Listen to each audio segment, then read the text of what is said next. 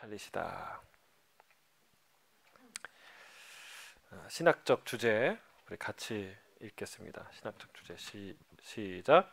하나님의 아들이 죽음의 현실을 애통해 하시며 그 권세를 거꾸로 때리십니다. 아멘. 우리 이권은 예수님의 비유와 기적, 그렇죠? 기적 이제 앞에는 비유에 대한 이야기, 가르침, 특별히 비유에 대한 비유 얘기를 쭉 하셨고 이제 그 절반은 이제 하나님 예수님의 기적 이야기들을 하셨어요. 그러니까 가르칠 뿐만이 아니라 하나님 예수님이 실제로 능력자이신 유일한 생명과 진리이신 길이신 예수님을 나타내 보이시는 그런 기적들을 행하셨습니다. 여러분, 우리 예수님은 참된 능력자요 참된 구세주이신 줄로 믿습니다. 그 예수님의 위대함, 하나님의 아들 되심, 참으로 그분만이 생명의 길이라는 것을 보여주시는 우리 이제 마지막 사인이에요. 그게 죽은 나사로를 살리시다. 자, 다른 과는 다 포인트가 3개인데 오늘은 4개가 나와 있어요. 그렇죠? 자, 첫 번째는 뭐냐면 예수님은 때때로 더디 오시기도 하는 친구이십니다. 자, 요한복음 11장 1절에서 7절 같이 읽을까요? 자, 요한복음 11장 1절에서 7절 시작. 어떤 병자가 있으니 이는 마리아와 그 자매 마르다의 베다니에 사는 나사로라. 이 마리아는 향유를 주께 붓고 머리털로 주의 발을 닦고 병든 나사로는 그의 오라버니라. 이에 그 노이들이 예수께 사람을 보내어 이르되 주여 보시옵소서, 사랑하시는 자가 병들었나이다 하니 예수께서 들으시고 이르시되 이 병은 죽을 병이 아니라 하나님의 영광을 위함이요 하나님의 아들이 이로 말미암아 영광을 받게 하려 함이라 하시더라. 예수께서 본래 마르다와 그 동생 나사로를 사랑하시더니 나사로가 병들었다함을 들으시고 그 계시던 곳에 이틀 더 유하시고 그 후에 제자들에게 이르시되 그대로 다시 가자 하시니. 자, 이 예수님이 죽은 나사로를 살리시는 이 사건을 굉장히 의도된 그리고 계산된 아주 치밀하게 우리에게 주는 메시지를 숨겨놓은 사건입니다. 우리가 거기서 어디서 알 수 있습니까? 이 병은 죽을 병이 아니다. 하나님의 영광을 위하여 준비된 사건이고 그리고 또 이 일을 통해서 하나님의 아들이 영광을 받게 될 것이다 라고 분명하게 기록하고 있다는 사실입니다. 여러분, 이게 보시면요, 우리가 자세히 살펴보겠지만 하나하나를 예수님이 준비하셨어요. 그냥 지나간 게 없었어요. 생각해 보면은 그냥 고치시면 되잖아요. 그리고 우리가 중보기도도 힘이 있잖아요. 그렇죠? 같이 있어야만 아니라 멀리서도 기도하면 낫죠. 예수님은 얼마나 강하시겠어요. 사랑하시는 사람 막 멀리에서 선언하고 기도하면 여러분 백부장이 그랬잖아요. 우리 집에 안 오셔도 된다고. 예수님 명령하면 나가실 텐데, 그렇죠? 근데 예수님이 그런 행동을 하면 쉬웠을 텐데 그렇게 하지 않으셨어요. 여기에는 위대한 목적이 있는데 첫째, 하나님의 영광을 드러내기 위해서 이 일을 행하십니다. 여러분, 여기서 하나님 영광을 보시길 바랍니다. 두 번째로는 그 아들이 영광 받기 위해서예요. 그러니까 여러분, 이 사건을 통해서 예수님의 영광이 무엇인지 똑똑하게 보게 되길 주님 축복합니다. 그걸 봐야 예수님이 우리의 주인이시라는 걸 알게 되고 예수님을 따라가게 됩니다. 예수님 안에 거하게 됩니다. 이걸 봐야 돼요. 자, 첫 번째로는 예수님은 때로는 더디 오시기도 하는 친구입니다. 여기 보면은 5절에 보면 예수께서 본래 마르다와 그 동생 나사로를 뭐 하시더니? 사랑하시더니. 사랑하는 사람들이었어요. 참 부러워요. 이걸 읽으면서 야, 이 세 사람 너무 부럽다. 이 성경에 딱 기록되어 있잖아요. 얼마나 사랑하셨으면 이렇게 기록했을까. 그렇죠? 근데 예수님이 사랑하는데 즉시 안 달려가요. 더디 시간을 두고 가요. 여기 6절 뒷부분에 보면은 며칠 더 유하셨다고요? 이틀 더 유하사. 여기 밑줄 그으셔야 돼요. 이틀을 더 유하셨다. 자, 여기에서 메시지 우리가 발견할 수 있는 메시지는 타이밍은 하나님의 주권이다. 타이밍.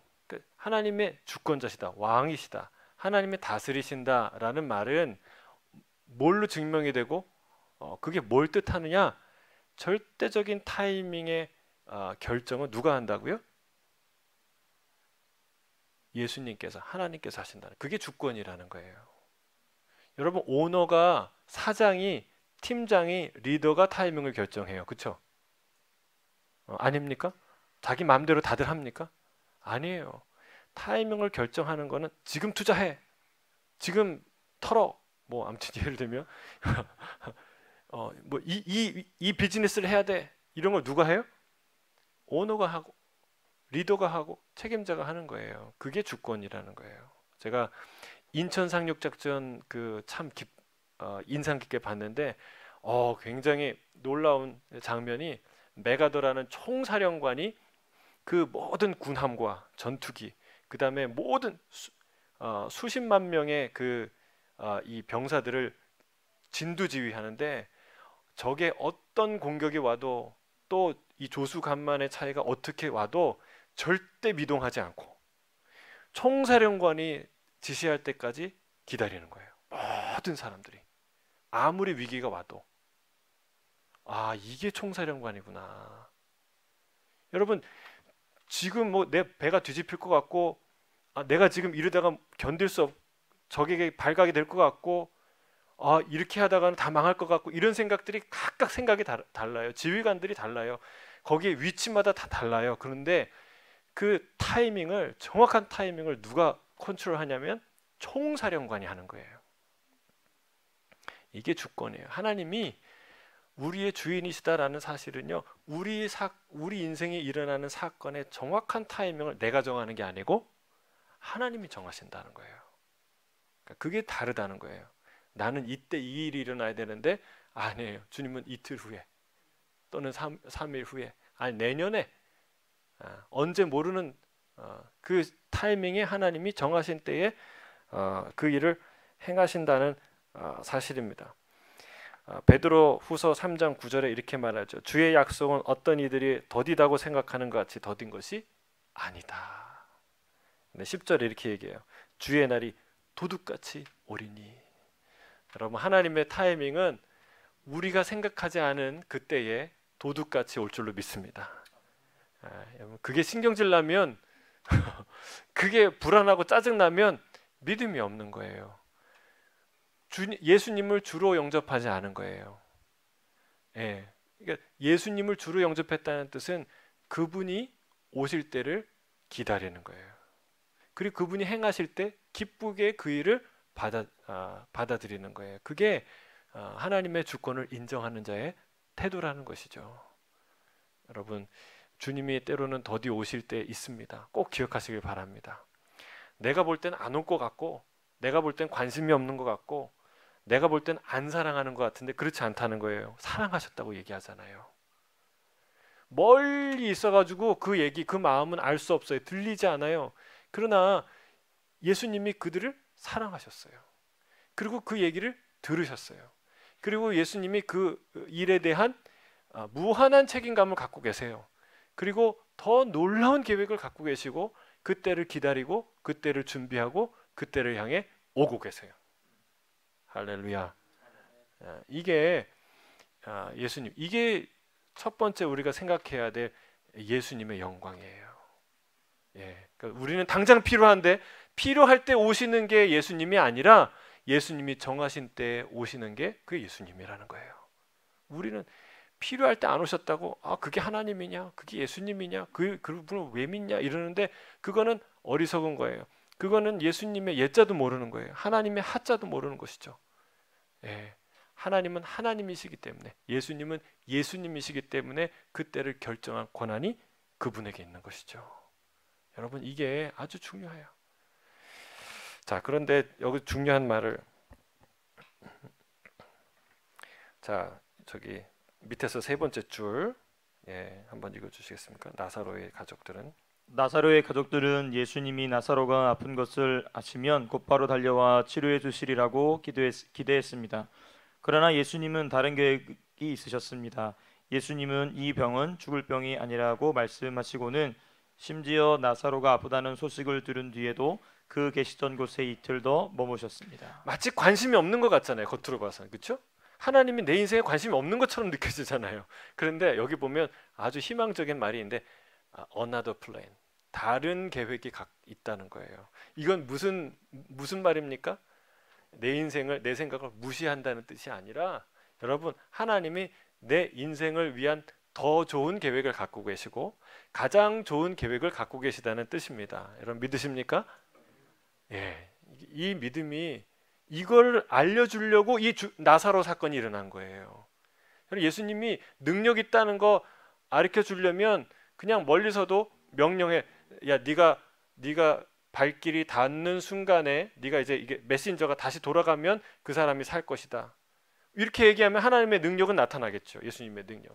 근데 그게 아니에요. 이 사건을 통해서 우리에게 주고자 하는 메시지가 있는데 예수님의 능력을 나타내는 게 아니라 타이밍, 다른 계획, 내 생각과 내 기대와 다른 그 어떤 계획과 타이밍이 하나님 안에 있다라는 것을 우리에게 일깨워주고 싶고 제자들에게 알려주고 싶은 거예요. 여러분 정확하게 아시길 바랍니다. 하나님은 another plan, 예, 완벽한 플랜, 퍼펙트 플랜을 갖고 있어요. 아멘이세요? 모세에게 가장 퍼펙트 플랜은 누구한테 있었어요? 요게벳에 있지 않았어요. 그렇죠? 여왕에게 있지 않았어요. 바로에게 있지 않았어요. 모세 자신에게도 없었어요. 누구한테 있었어요? 하나님께 있었어요. 여러분 이게 우리의 믿음이라는 거예요. 다른 계획이 있으시다. 여러분 우리 옆에 있는 사람에게 하나님은 당신과 다른 계획이 있습니다. 더 좋은 계획입니다. 가장 좋은 계획입니다. 아멘, 아멘, 아멘, 아멘. 자, 두 번째 넘어가서 예수님은 우리의 생명이신 친구이십니다. 생명이신 친구. 17절부터 27절까지 읽겠습니다. 시작. 예수께서 와서 보시니 나사로가 무덤에 있은지 이미 나으리라. 베다니는 예루살렘에서 가깝기가 한 오리쯤 되매 많은 유대인이 마리아에게 그 오라비일로 위문하러 왔더니 마르다는 예수께서 오신다는 말을 듣고 곧 나가 마리아는 집에 앉았더라.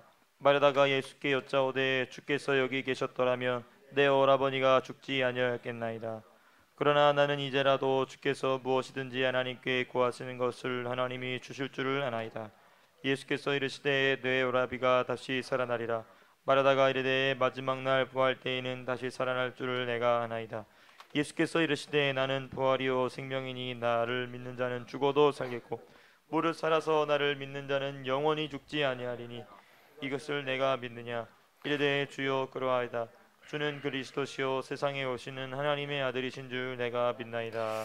아멘, 아멘. 우리가 암송해야 될 말씀이죠, 그렇죠? 25절, 26절, 그렇죠? 예수께서 이르시되 나는 부활이요 생명이니 나를 믿는 자는 죽어도 살겠고 살아서 나를 믿는 자는 영원히 죽지 아니하리니 이것을 내가 믿느냐? 여러분, 할렐루야. 우리 주님은 부활이시고 생명이십니다. 그걸 꼭 기억하세요. 예수님은 고난이요 십자가가 아니라 죽음이요 절망이 아니라 부활이요 십자가인 줄 믿습니다. 근데 여기에 이 마르다의 대화를 눈여겨 보셔야 돼요. 왜냐하면 뒤에 마르다의 대답이 또 나오기 때문에 마리아가 또 등장하기 때문에 이때 예수님이 처음으로 만났던 이 마리아가 처음으로 예수님을 만나서 뭐라고 얘기합니까? 주님이 여기 계셨더라면 내 오라비가 죽지 아니하였겠나이다. 믿음을 빙자한 원망이죠. 근데 가만 들어보면 저 사람 옳은 말을 하는 것 같고 굉장히 믿음 있는 말을 하는 것 같은데 내용은 원망이 가득한 사람이 있어요. 그렇죠? 예, 마리아가 지금 그런 거예요. 나는 예수님이 여기 있었으면 우리 오라버니가 죽지 않았을 것을 믿습니다. 근데 그 마음은 원망이야. 주님이 고쳐주셨어야 되는데 여기 계셨어야 되는데 나를 외면하셨어. 이런 마음이 있죠. 근데 22절에 곧바로 또 겸손한 척 믿는 척 합니다. 왜 제가 척이라고 하냐면 뒤에 이제 행동이 또 나오기 때문에. 뭐라고 고백합니까? 22절에 그러나 상관없어요. 그러나 이제 지금이 주님 여기 오셨으니까 이제라도 주께서 무엇을 하든지 하나님께 구하는 것을 하나님이 주실 줄로 믿습니다. 야, 대단하지 않습니까? 할렐루야. 여러분 이런 믿음의 고백이 있기를 바랍니다. 근데 예수님이 그 믿음의 고백에 화답을 하세요. 야, 그게 진짜야? 네 믿음이야? 이렇게 얘기 안 하시고 그렇잖아요, 그렇죠? 베드로가 주는 그리스도시요 살아계신 하나님의 아들입니다 믿을 때 말할 때 그게 진짜야? 네 믿음이야? 이렇게 얘기 안 하시잖아요, 그렇죠? 하나님은 항상 우리 고백에 응답하세요. 참 너무나 인격적이신 분이에요. 예, 네가 믿음이 어딨어? 그게 뭐 진짜 믿음이야? 이렇게 안 하신다는 거예요. 참 우리 예수님은 너무나 인격적이세요. 그 다음에 그 믿음의 고백에 뭐라고 화답하냐면 내 오라비가 다시 살아나리라. 야, 여기 끝난 거 아닙니까? 할렐루야 아멘 하고 끝났어야 돼요, 그렇죠? 예. 근데 뭐라고 얘기합니까? 마르다가 마지막 날에 다 살아난다는 건 제가 압니다. 그렇게 부활하겠죠. 네. 이제 금방 조금도 더 못 가서 자기의 이 믿음의 고백의 실체가 드러나요. 그러나 지금 이제 주님이 말씀하시면 하나님이 뭐래든지 다 들어주실 거예요 라고 말해놓고선 뭐라고 얘기해요?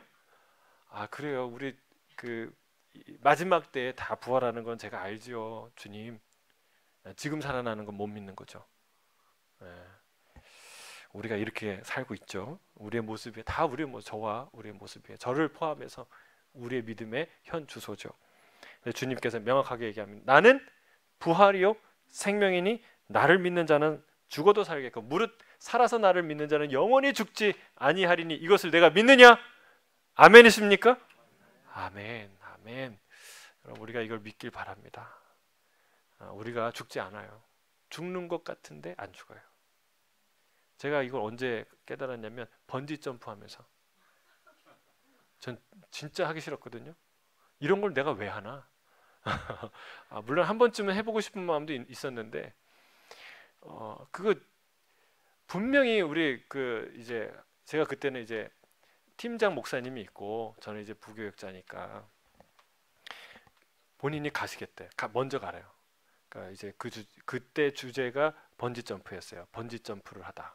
열린 예배에서 불신자들 대해서 설교하는데 주제가 그래서 영상으로 찍자고. 우리 목사님 먼저 가세요. 제가 조금 일이 있어서 좀 늦게 갈 테니까 가서 찍자고 우리. 웬걸요? 아무리 기다려도 안 오는 거예요. 미안한데 먼저 좀 찍어야 되겠어요. 계획적이었던 것이죠. 참. 그래서 제가 이게 내가 왜 뛰나? 근데 뛰면서요 많은 걸 깨달았어요. 우리는 항상 이렇게 뭔가 발을 내디딜 때 뭔가 확실한 것에 있는데 발을 내딛잖아요. 뭔가 앞으로 갈 때는 뭔가 잡을 게 있을 때 앞으로 가잖아요. 근데 이 경험은 발 디딜 때도 없고 잡을 것도 없어요. 그냥 뛰어야 돼요. 그러니까 야 이게 이런 게 번지 점프구나. 죽는다는 게 이런 거겠구나. 그러니까 잠깐 이제 경험한 거죠. 근데 뛰어내렸어요. 살았을까요? 죽었을까요? 살았으니까 여기 있죠. 살아요. 안전해요. 왜? 끈이 있으니까. 그 충격에도 견딜 수 있는 끈이 있으니까 그걸 맸으니까 죽지 않더라고요. 여러분 우리가 주 안에 있으면 죽어도 죽지 않은 줄 믿습니다. 병들어도 죽지 않은 줄로 믿습니다. 우리가 영원히 주 안에서 사는 거예요. 왜? 주님이 날 붙드시니까. 그렇죠? 망하지 않아요. 부딪혀서 깨지지 않아요.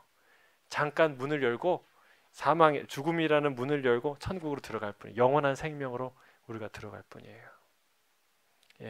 그러니까 한국에서 호주 이민 오듯이 잠깐 이동하는 거예요.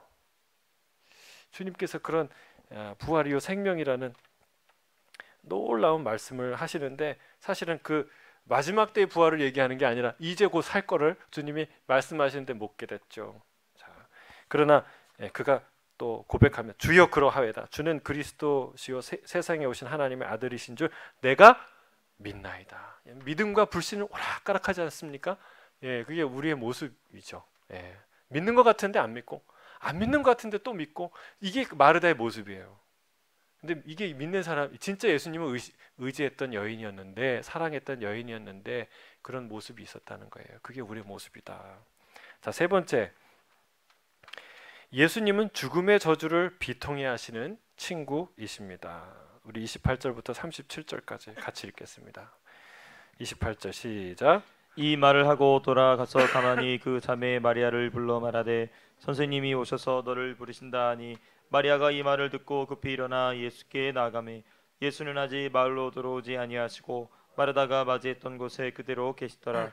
마리아와 함께 집에 있어 위로하던 유대인들은 그가 급히 일어나 가는 것을 보고 곡하러 무덤에 가는 줄로 생각하고 따라가더니 마리아가 예수 계신 곳에 가서 배웠고 그 발 앞에 엎드려 이르되 주께서 여기 계셨더라면 내 오라버니가 죽지 아니하겠나이다 하더라. 예수께서 그가 우는 것과 또 함께 온 유대인들이 우는 것을 보시고 심령의 비통히 여기시고 불쌍히 여기사 이르시되 그를 어디 두었느냐 이르되 주여 와서 보시옵소서. 예수께서 눈물을 흘리시더라. 이에 유대인들이 말하되 보라 그를 얼마나 사랑하셨는가. 그중 어떤 이는 말하되 맹인의 눈을 뜨게 한 이 사람이 그 사람은 죽지 않게 할 수 없었더냐 하더라. 자, 저는 이 부분이 이 성경에서 예수님을 통해서 하나님을 가르쳐줘, 하나님을 계시하는 가장 위대한 계시 중에 하나라고 저는 생각합니다. 하나님의 눈물을 물리적으로 실제로 우리가 보았던, 사람이 보았던 하나님의 그 고통, 하나님의 애통, 하나님의 눈물을 실제로 보았던 사건이 바로 이 사건이에요. 하나님의 마음을 우리가 어떻게 알 수 있어요? 하나님이 죽음에 대해서, 우리의 질병과 고통에 대해서, 우리 죄에 대해서 얼마나 애통하시는지 우리가 어떻게 알 수 있어요? 물론 글을 통해 알 수 있고 예언을 통해 알 수 있지만 실제 하나님의 눈물을 누가 보았습니까? 근데 이 예수님의 눈물을 통해서 우리는 하나님의 눈물을 알게 되는 거예요. 여러분, 사람들은 비웃습니다. 뭐라고 비웃어요? 이렇게 얘기합니다.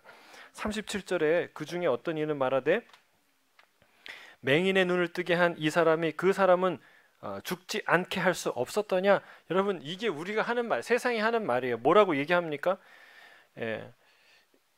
아니, 그 맹인도 눈 뜨게 하는 사람이 그 병 고쳐서 안 죽게 할 수 있지 않았느냐라고 사람들은 비아냥대면서 이런 얘기를 하는 거예요. 근데 여러분, 우리가 착각하면 안 돼요. 하나님이 능히 하실 수 있는 것과 하나님이 하셔야 하는 것은 절대적으로 동급이 아니라는 거예요. 전혀 다른, 하나님이 얼마든지 하실 수 있는 일과 하나님이 하신 일은 전혀 다른. 여러분, 그러면 여러분이 할 수 있는 건 다 해야 합니까? 아니에요. 그렇죠? 안 그래요? 김현철 집사님 매일 저에게 밥 사줄 수 있죠. 그렇죠? 있죠. 그만한 재정이 있죠. 그런데 왜 밥을 안 사요? 왜 매일 안 사죠? 여러분, 그가 나에게 얼마든지 밥을 살 수 있는 재정이 있는 것과 그가 나를 매일 밥을 사는 건 다른 일이에요. 그렇죠? 그럼 우리가 이걸 착각해요. 하나님이 우리 종입니까? 하나님이 능히 마땅히 하셔야 할 일을, 하실 수 있는 일을 하셔야만 합니까? 여러분, 우리는 이렇게 비아냥됩니다. 아닙니다. 그건 구해야 하는 거예요. 하나님의 은혜를 베풀어야만 경험할 수 있는 거예요. 이 질문 자체가 아주 파렴치하고 악의적이고 무례한 질문이라는 사실이죠. 여러분, 그러니까 과학이라는 게 설명한다고 해서 여러분 그게 이루어지는 게 아니에요. 여러분, 인체의 신비를 다 설명할 수 있다고 해서 생명을 만들어낼 수 있습니까? 아니에요. 생명은 못 만들어내요. 여러분, 시체와 그냥 그 옆에 똑같이 잠자는 사람은요, 모든 세포 구조가 똑같아요. 그죠? 그런데 한 사람은 죽어 있고 한 사람은 살아 있어요. 이 생명의 차이를 무엇으로 풀어낼 수 있고 만들어낼 수 있어요? 불가능한 일이죠. 여러분, 생명의 현상을 설명할 수 있다고 생명을 만들어내는 거 아니에요. 여러분, 부활은요, 외친다고 되는 게 아니에요. 평화도 외친다고 되는 게 아니잖아요. 여러분, 이 부활은 부활의 주가 우리에게 주실 때만 여러분, 우리는 부활에 참여할 수 있게 되는 줄 믿습니다. 다른 거죠. 전혀 다른 거예요. 한국 경제 성장의 비밀을 경제학자들이 아무리 완벽하게 풀어내도 여러분, 그 원리가 또 다른 제3세계에서 완벽한 경제 성장을 이루어낼 수 있나요? 아니에요. 그냥 설명할 뿐이에요. 여러분, 하나님의 행하심은 신비한 것이고 놀라운 것이고 은혜입니다. 은혜예요. 하나님의 행위 자체가 은혜예요. 우리가 그걸 아셔야 돼요. 우리가 신정론에서 선하시고 전능하신 하나님이 왜 세상의 악에 침묵하고 또는 이 악에 무기력한가 질문하지 않습니까?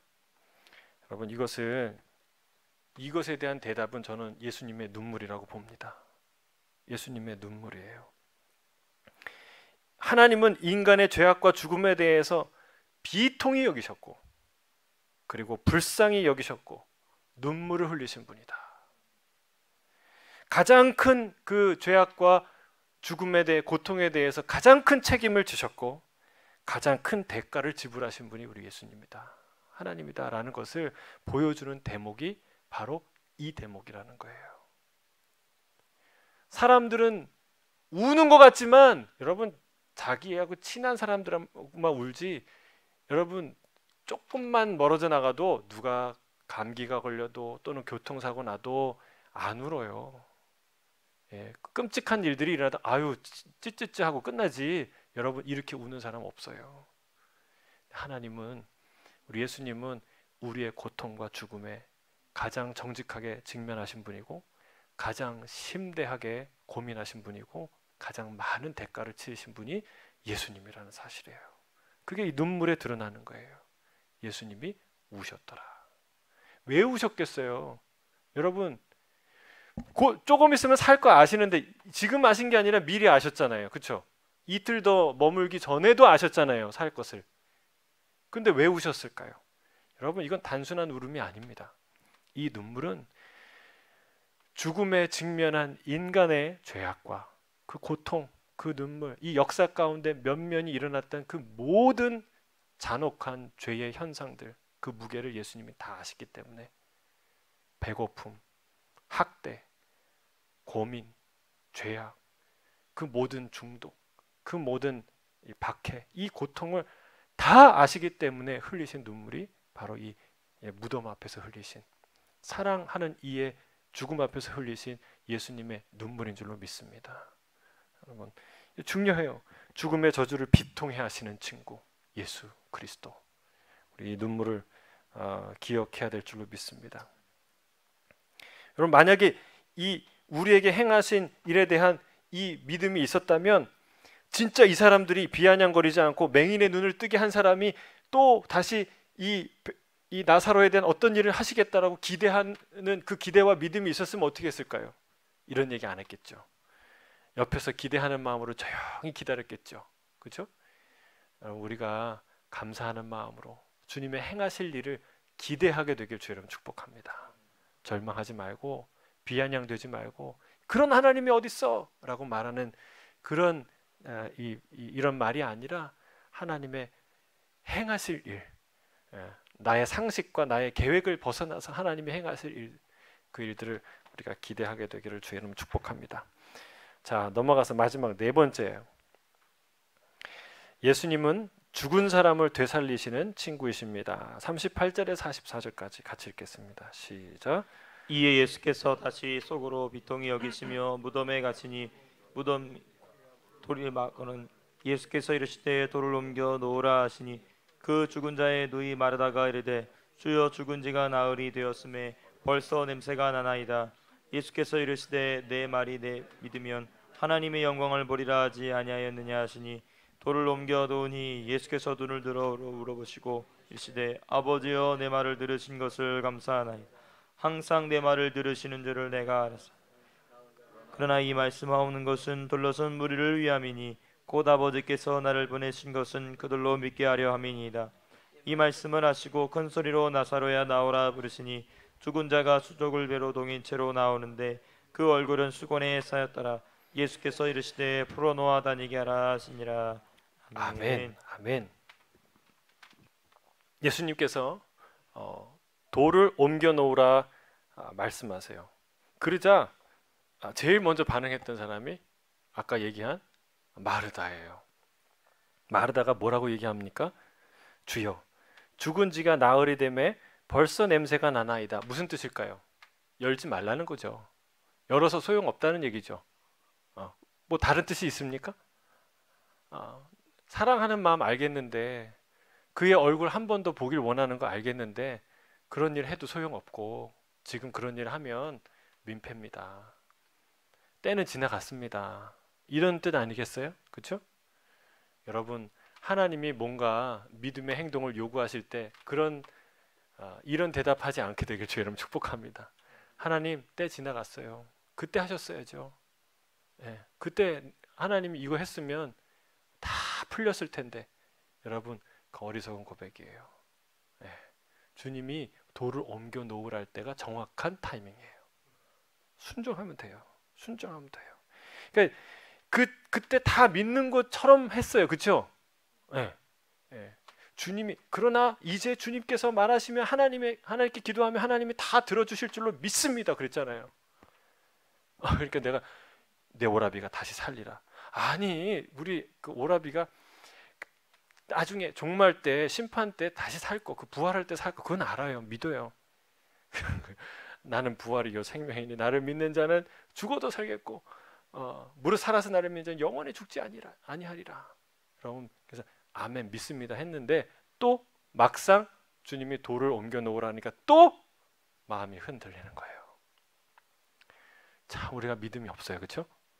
믿음이 있는 것 같은데 다 믿음의 고백을 하는데, 말은 믿음의 고백을 하는데 믿음이 없어요. 주님이 새로운 일을 행하실 거에 대한 기대, 믿음이 우리 안에 없어요. 여러분, 믿기를 바랍니다.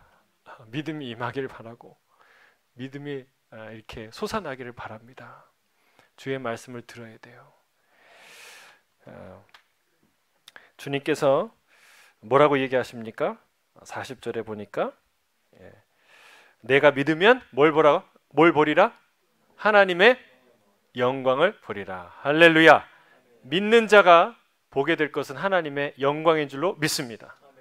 여러분, 우리가 믿는 자들은 뭘 보게 되냐? 하나님의 영광을 반드시 보게 된다는 거예요.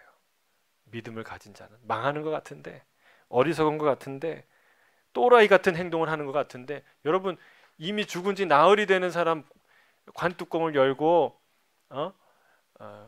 그때는 관이 아니죠. 그러니까 이 돌을 굴러서 이렇게 막는 거죠. 거기는 이제 이렇게 그 시체를 염을 해서 천을 이렇게 싸가지고 그냥 그 위에 올려놓는 것이죠. 그 무덤을 열어놓고 냄새가 풀풀 나고 이런 일을 못하러 하냐? 여러분, 믿으면 하나님의 영광이 드러날 줄로 믿습니다. 믿는 게 뭐냐? 순종이라는 거예요. 근데 40절에 내가 믿으면 하나님의 영광을 보리라 하나님 말씀하시니까 41절에 군말이 없이 뭐라 그래요? 돌을 옮겨 놓으니 바로 순종해요. 여러분, 순종이 믿음입니다. 순종이 믿음이에요. 내가 그게 사실은 믿고 있었는데 다 믿었어요. 뭐 이렇게 변명하거나 뭐 이게 믿음이 아니라는 거예요. 설명이나 이게 믿음이 아니에요. 순종이 믿음이에요. 네. 아무 소리 변명이 필요 없어요. 그냥 하면 되는 거예요. 근데 우리가 변명이 너무 많죠. 사실은 그게 안 믿는 게 아니라 그냥 살짝 그냥 고민이 됐던 거고 뭐 이렇게 그냥 하나님이 옮겨 놓으라 그러면 네, 그리고 옮겨 놓으시면 돼요. 자, 근데 이 돌을 옮겨 놓는 게 쉽지 않은 일이죠. 이미 끝났다고 여기는 것, 해도 소용이 없다고 여기는 그 돌, 그 돌을 옮기는 거예요. 여러분, 우리 인생을 딱 틀어막고 있는, 죽음같이 틀어막고 있는 문제들이 있죠. 내가 해도 꿈쩍없이 옮길 수 없는, 옮겨놔도 정말 냄새만 풀풀 풍길 것 같은 그런 일들이 우리 안에 있지 않습니까? 여러분, 그러나 주님이 명하실 때 믿음으로 열길 바랍니다. 행하시길 바랍니다.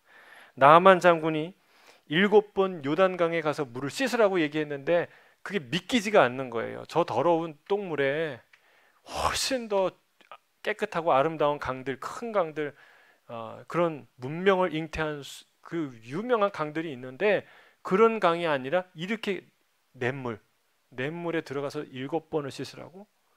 아무 일도 일어날 것 같지 않는 거죠. 여러분, 그러나 하나님의 약속은 거기에 있습니다. 순종에 있습니다. 하나님의 약속은 순종에 있어요. 믿는다는 건 순종하는 거예요. 여러분, 우리가 순종하게 되길 바랍니다. 잘 순종 안 하잖아요. 그렇죠? 내가 생각해서 될 만한 것은 하고 안 될 만한 것은 그냥 하나님을 설득하든지 못 들은 척하든지, 우리가 그렇게 살잖아요. 네, 아무리 어리석어 보여도 그것을 순종하는 게 그게 믿음이다라고 말합니다. 자, 이제 그 현장을 상상해 보십시오. 나사로는 나흘 동안이나 죽은 채로 있었습니다. 무덤 주변에 있던 사람들은 코를 막아야 했을 것입니다. 왜요? 냄새가 나니까. 죽은 지 나흘이나 되었기 때문에 시체에서 심한 냄새가 났을 것입니다. 여러분, 이거 밑줄 치고 기억해 보세요. 묵상해 보세요. 이것은 하나님의 완벽한 뜻이에요. 완벽한 계획이에요.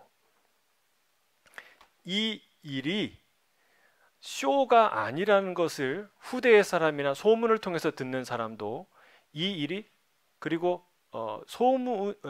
소문으로 만들어낼 수 없는 명확한 사건이라는 것을 하나님께서 증명하시기 위해서, 보여주기 위해서 이런 일을 행하시는 거예요. 거기에 있는 사람들은 다 무슨 냄새 맡았어요? 시체 냄새, 시체 썩는 냄새. 그냥 사흘 동안 이 시원한 굴 속에 누웠다가 나온 게 아니라는 거예요. 졸도해가지고 죽은 척 하고 있다가 나온 게 아니라는 거예요. 실제로 죽어서 몸이 썩어가는 그 냄새를 모든 사람이 다 확인했어요. 죽음의 냄새를 확인했어요. 그렇죠? 그러니까 핑계할 수 없는, 아무도 의심할 수 없는 명확한 증거를 하나님이 남기기 원하셨던 거예요. 여러분, 놀랍지 않습니까? 하나님이 하나하나 디테일하게 명확하게 그 타이밍과 그 계획을, 그 플랜을 실천해 가세요. 누굴 위해서? 여기 뭐라고 얘기합니까? 하나님의 영광을 위해서, 또한 그 아들의 영광을 받는 것을 통해서. 근데 이렇게 한마디 더 하셨어요. 이 42절에 이렇게 기도하시죠. 그러나 이 말씀을 하옵는 것은 누구를 위함이라고요? 둘러선 무리를 위함이니, 그리고 곧 아버지께서 나를 보내신 것을 그들로 믿게 하려 함이니이다.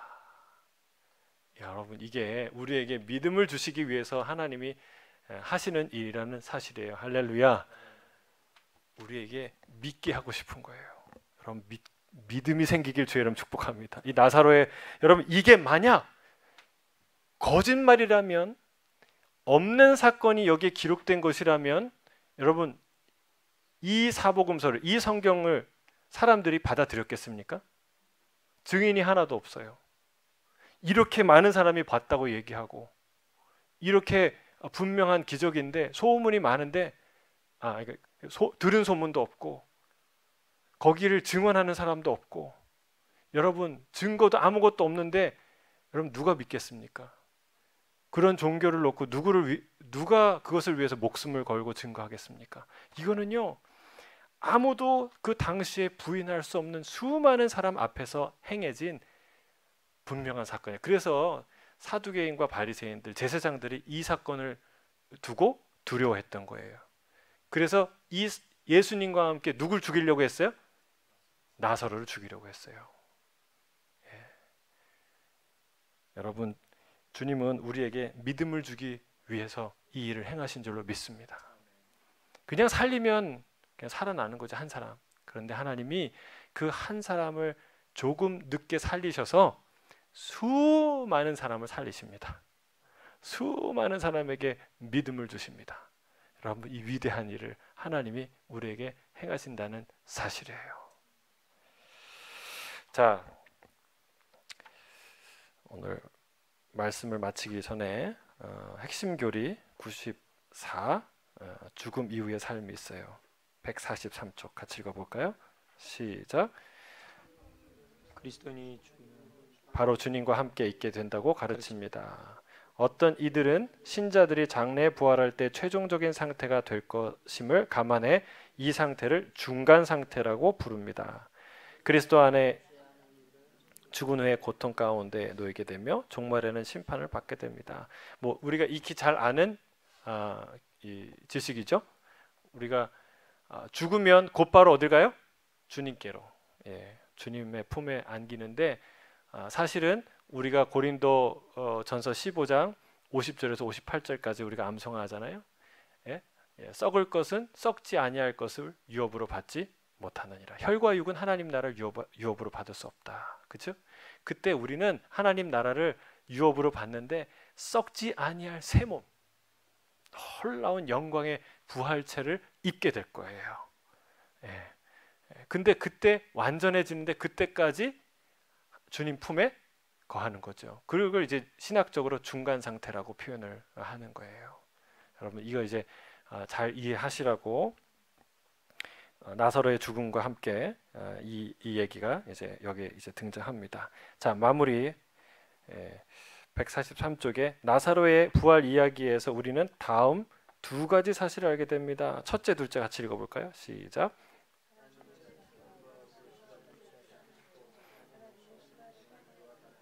갖고 계시다는 것입니다. 둘째, 생명에 관한 하나님의 관점과 우리의 관점이 일치하지 않고 하나님은 생명에 관해 우리와 다른 관점을 가지고 계시다는 것입니다. 여러분 시간에 관해서 어떻게 다른 관점을 갖고 있어요?